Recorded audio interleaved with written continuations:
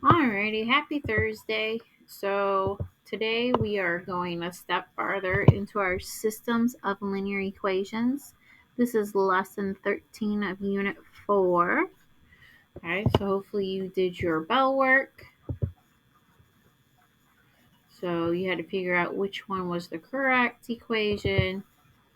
And then tell me, do you think the falcon will catch the pigeon? Yes or no? And then, of course, explain your thinking. Okay, so we're going to do activities 1 and 2. So the first one's talking about some jets needing to refuel in the air. So it's a complicated procedure called aerial refueling. It requires a mathematical precision because any mistake while you're fueling could lead to crashes, explosions, very flammable stuff. So the expert timing has to be done safely. So suppose the pilots is flying at a speed jet at an altitude of 30,000 feet, and she recognizes her jet is soon going to run out of fuel. She requests for the aerial refueling and then begins to descend. Remember, that needs to go down at a constant rate of 100 vertical feet per minute so that she can refuel at a safer altitude. The refueling plane takes off from the ground at the same time, and then the jet begins to descend, ascending at the speed of 400 vertical feet per minute.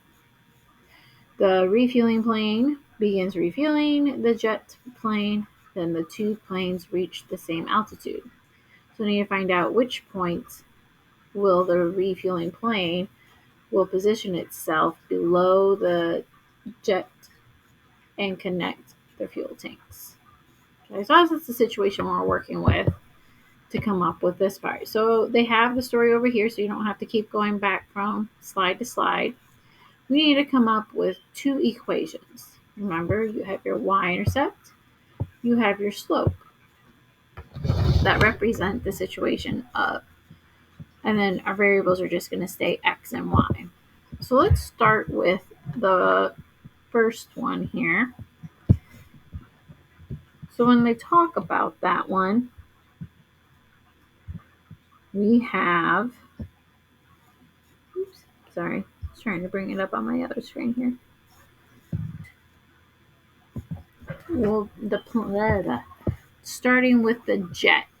So remember, they both are going to start y equals. Okay. Well, the jet is already at 30,000 feet. So that's where she's starting at. Now remember, you can switch your M and B around. So y equals B plus mx is the same thing. Okay, so our B is the 30,000. I forgot a zero. There we go. Well, she's descending. She's dropping. So it's a subtraction of 100x. So that's her equation. All right. The other one starts at the ground. So if we start at the ground, that's your plus 0. So we just need to know how fast are they going up. Well, the refueling plane is going up at 400x. And define your variables. Let y represent the distance above ground. Oops. Okay, normally your y is a type of distance. And then let x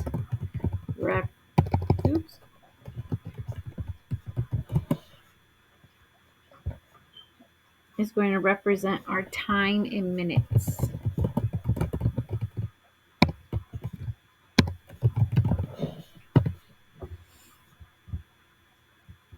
Okay. Alrighty. Now you're going to take those equations and they should come over to the next one, and you're going to graph them. Okay? Does it really matter which one you make which? Not exactly. But I'm going to go ahead and just use this one. So we are going up by 5,000. So 5,000, 10,000, 15,000, 20,000, 25, and 30. She is going down 100.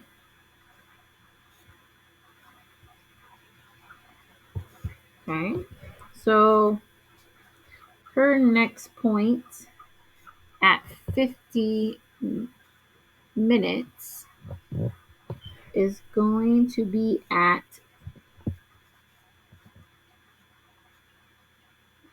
here we go. And then our other one starts at the origin. And then it goes up by 400.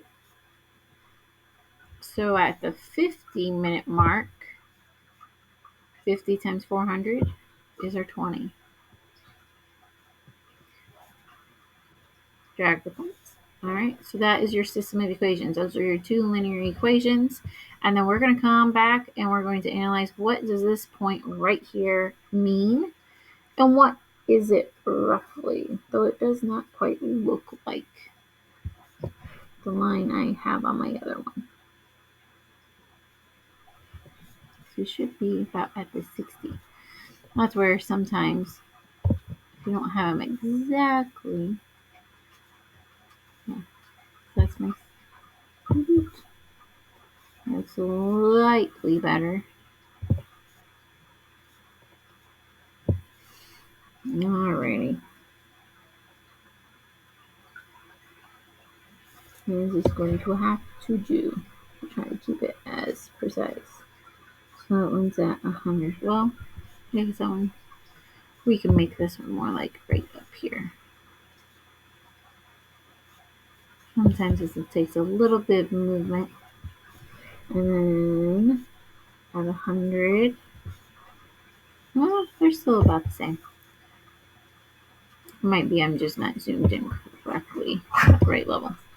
Alright, so we're going to use that at our next slide. So we're on slide 5 now. They have this here. Okay. So estimate where it's going to be, where that point is. Remember, your X is down here, and this is your Y. You're going to give an order pair in X, Y. So this is why they say estimate, because it doesn't really cross at an exact origin.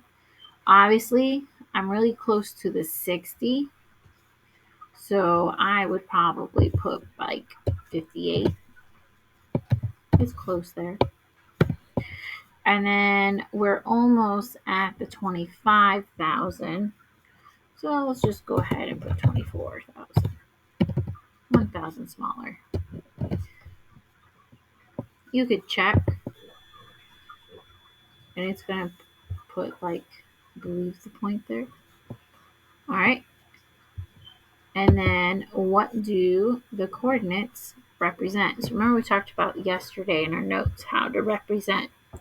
You're going to talk about what each point means and what are you going to do with those points.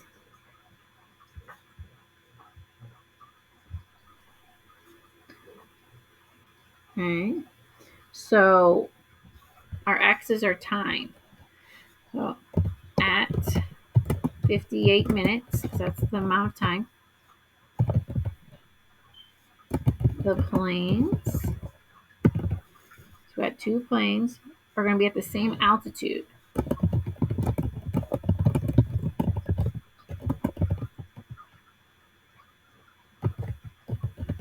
And that altitude is 24,000 feet.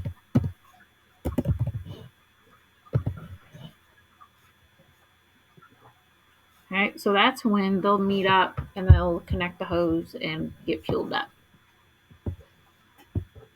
We're going to skip slide 6 and go to slide 7 for activity 2.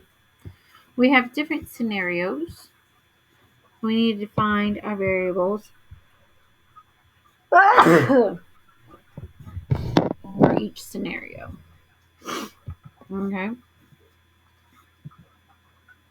So this one looks a little different than what I thought you were sorting out cards. It says sort. I guess you're not sorting. So scenario 1, two friends hike. So at the same rate, and they're both starting at the same distance of the parking. So I know we're talking about distance and time. X will be time, and then depends how much time you're talking about. Okay, it could be their hours, maybe they're only hiking for a few minutes. And let Y represent distance hiked.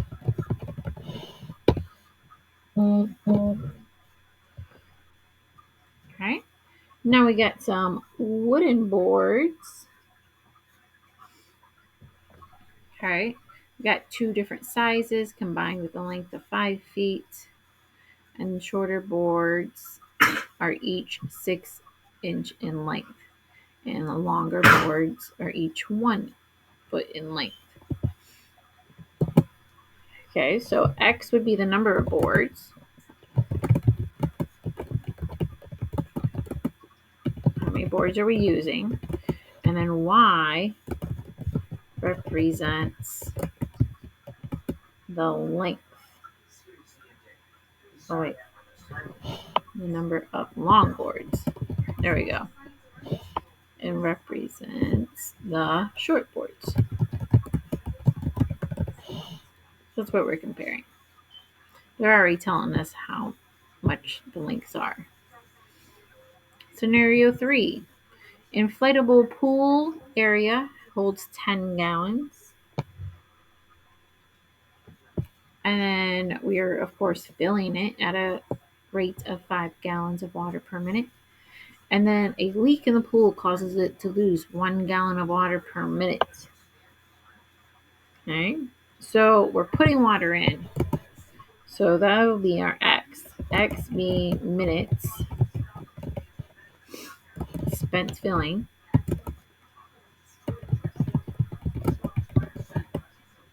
The pool. And let Y represent the gallons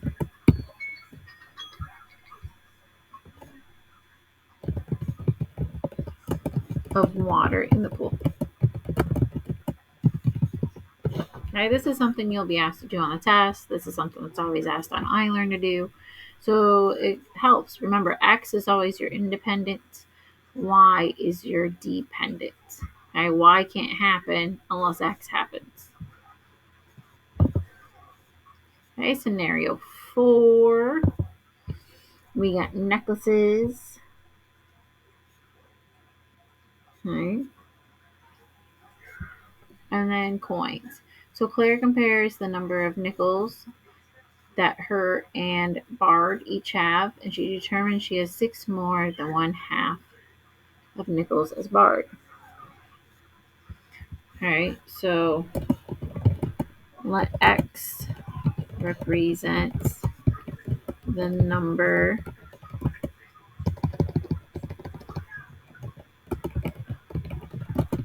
of nickels Claire has.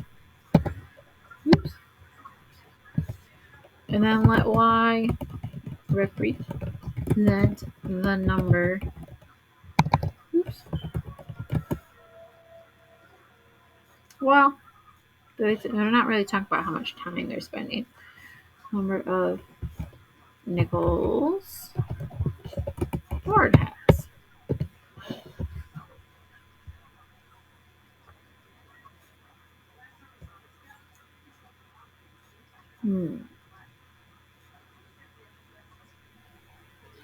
All right, and then we got silver dollars and half dollars. All right, so X will be our silver dollars.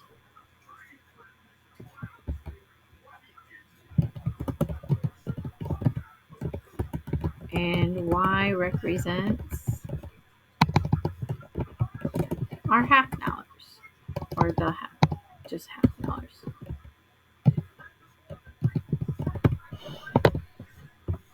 Sometimes it's not about measurements and stuff, it's about what you're comparing. Okay? Alrighty. Then here you have your card sorting. So for each scenario, find the system of equations that do not have a match. They unfortunately do not have all of your stuff put into y equals mx plus b. So there is a way to do that. Now remember, you need to zoom out if you cannot see all of your information. So it looks like I have 5 equation sets.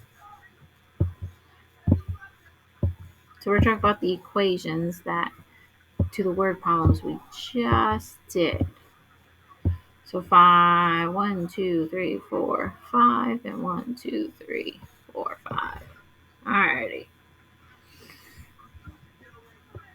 So we'll try to match that one last. So we have 5x plus 6 and 5x plus 6. So this makes me think right here, because when we talked about. Alrighty. So let's start with our hiking. So our hiking, they both went the same rate. So that means they have the same slope. And both started at the same distance. Okay, so when we look at that one, this one has the same equations. So we know those two are going to be the same thing. Okay. All right, inflatable pool. It already starts with 10 gallons. So it could either be this one, or this one. But then we're losing 1 gallon per minute. Because this one has that negative x, that means we're losing 1 gallon per minute. So that's where those two go together. All right. Then, so we did the pool, we did the hiking. Coins. Where's our coins? We have 10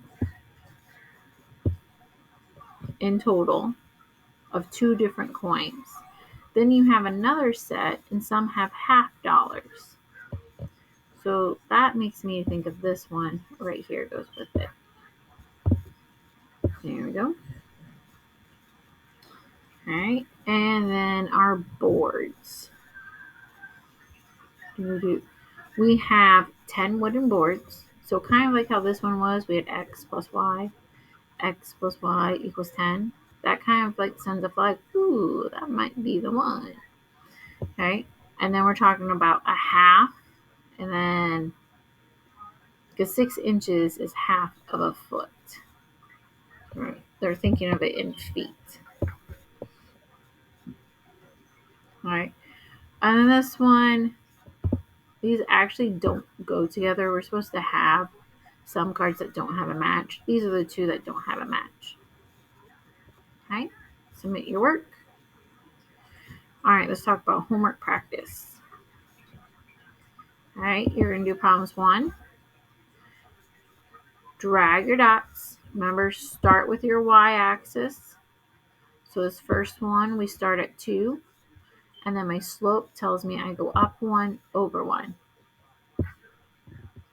Okay, then graph this one. We're going to start at -4. Then we go down to right 1. Remember, negative slopes go down. And it makes your line. You need to tell me, in an order pair, what is that point? So you're going to use that. Nope. And then that's what you got to do.